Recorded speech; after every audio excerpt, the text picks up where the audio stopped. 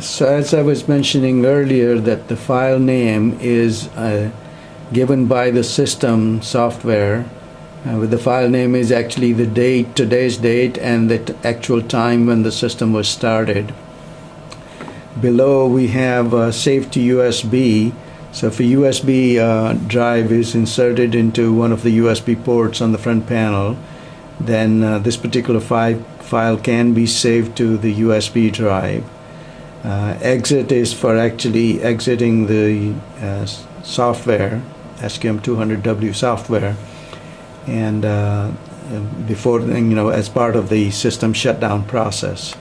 Down below there's some informational window. The bottom, at the bottom left hand side, is the software version and today's date and current time, which is what is shown.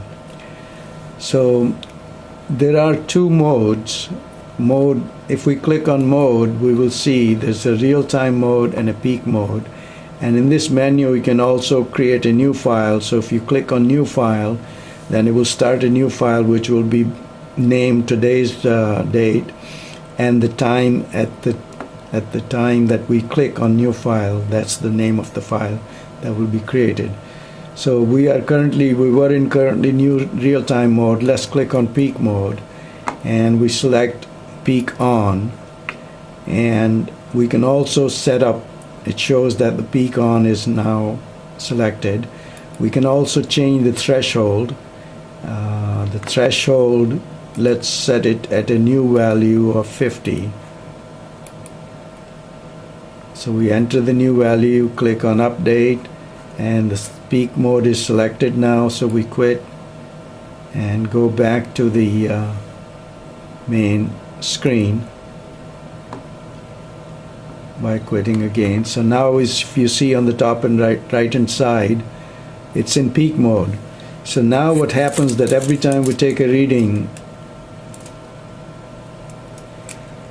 then the reading is displayed here, and the number of reading changed to 1 because we've actually taken first reading in peak mode, and that is actually saved in that file now. So if we take another reading, then it shows that the second reading has been saved into file. And if you look at the OSCE reading, since the reading so far has been below the lower limit, that's why we see out low and the reading background is red. Now if we were to go above the 200 reading, in this case we went too high,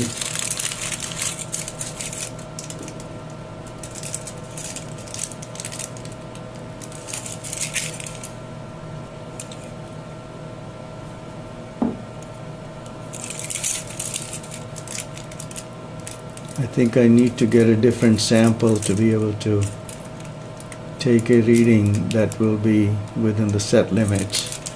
Maybe for demonstration purposes we can actually change the limits and set the lower limit at 80 for now.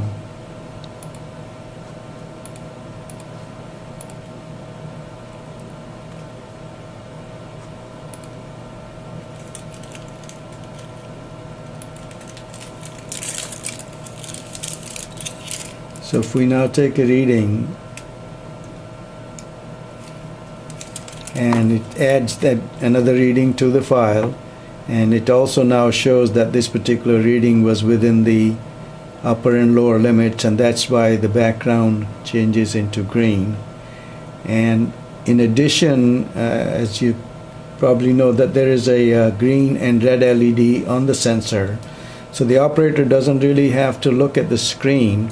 Once the upper and lower limits are established and entered into the system, all the operator has to do is to look at the LED on the sensor to tell him whether the part is acceptable or not.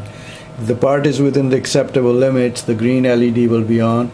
If it's outside the acceptable limits, the red LED will be on.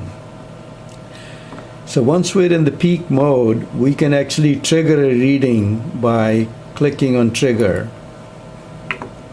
And it took a reading, which is now showing at 9 readings.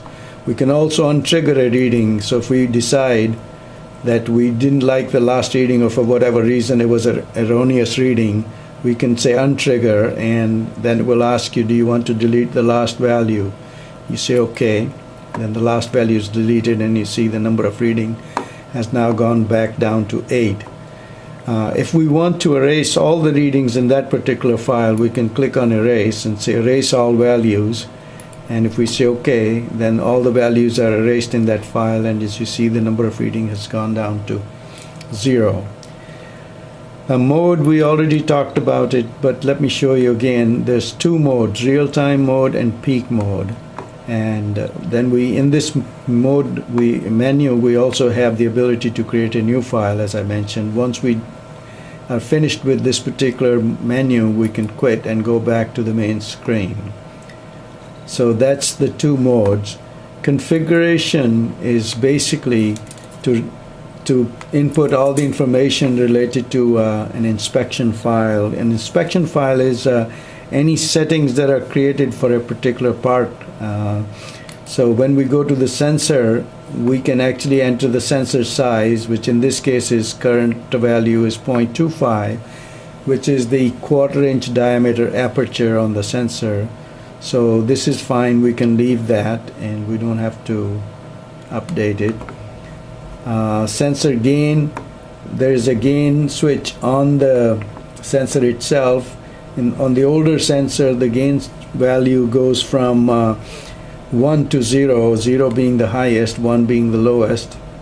Currently the gain setting is at 5, and that's why we save 5 in the setting. So we go back now to sensor gap. Since the current value is 0, which means that we will actually be bringing the sensor in contact with the surface that we want to inspect. If we did not want to touch the surface, then we have to set a distance between the sensor and the surface, and that new distance should be then entered into the system to remind us of the settings that we use to make a test on any particular part. In this case, since we are contacting the sensor, we will leave the current value at 0 and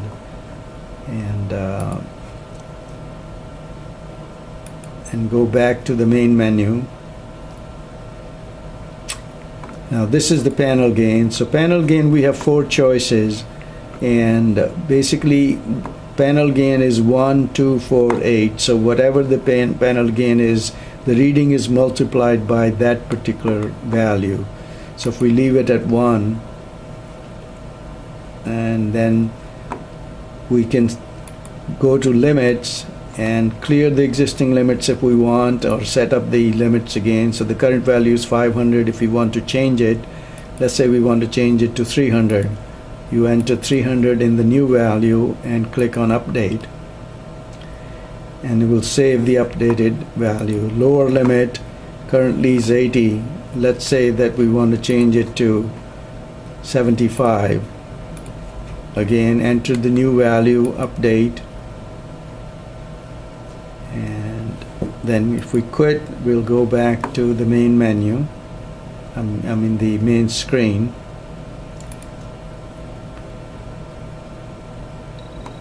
And so now the system is ready, and we are in peak mode. And again, let's say take a reading. See, the reading is okay, and this will change because once the sensor is removed from the surface, the reading actually drops. So even though the last reading we took is 104, currently the reading is actually almost 0 because there's no sample under the surface, under the sensor.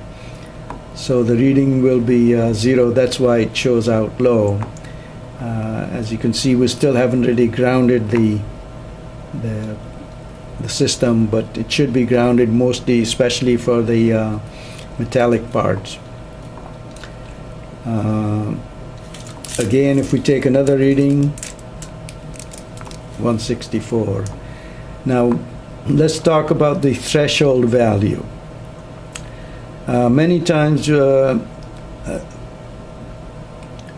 let's step back for a moment. The way the software works is that when the sensor is not looking at any surface, the background reading, as we call it, is typically around 0. And so as soon as a sensor is placed on a surface or a sample is brought under the sensor, the reading starts going up from 0. And as soon as it crosses the threshold value, then the software knows that there is a new sample and it needs to record a reading. So as soon as the reading crosses the threshold of 50, it will start looking for a peak reading. And once it finds a peak reading, then it will record that reading, save it into the file, and display it in the window here. And that's why we'll now see again another reading. Now, since this is below the minimum low limit value set of 75, we see here a red window indicating that the value is outside the set limits. Now we have 3 readings again. So let's now take another reading, and you see again that it's within the acceptable limit, so it's green, and the number of readings is 4 now. If we decide to discard this last reading, we can say delete the last reading, and now it goes back to 3. Now this display will stay there until the next reading is triggered, so that will not change. Now if we take another reading, then the new reading will show up. I'm taking a reading by actually putting a sample on the sensor itself, so the sample is in contact with the sensor. So again, we have a new reading, and the number of readings is 4 now. Now let's see what happens if the threshold is set too high. First, let's go into real mode and see what the background reading is. As you can see, the background reading is 0.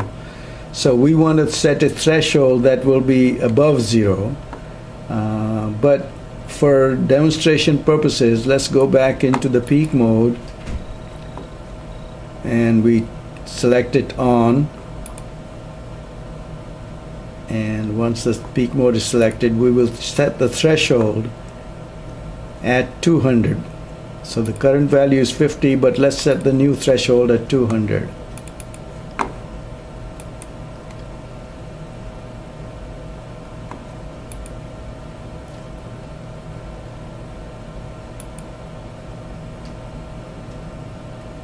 Once again, we are now in the peak mode.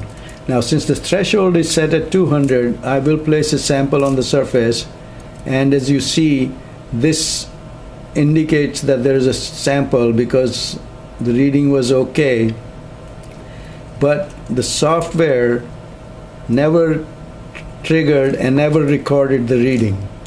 The reason it did not record the reading is that actual reading is below the threshold value.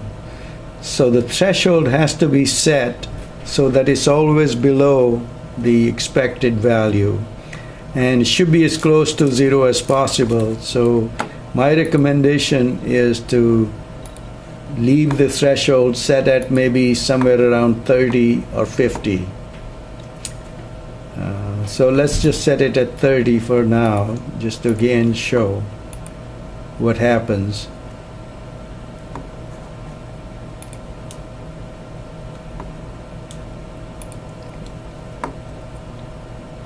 Currently, there's no sample under the sensor, or the sensor is not in contact with any sample.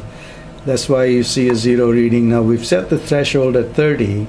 So as long as the reading from the surface that we want to measure is going to be higher than 30, the software will recognize that it needs to take a reading, and it will record the peak reading. So let's take again another reading and placing the sample on the sensor itself.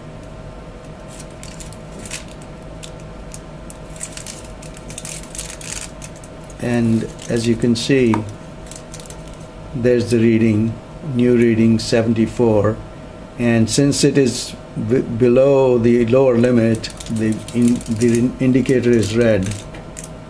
The window background is red, I should say. So now we have another reading, and the reading number has gone to 6, and this reading is 132, which is within the upper and lower limits.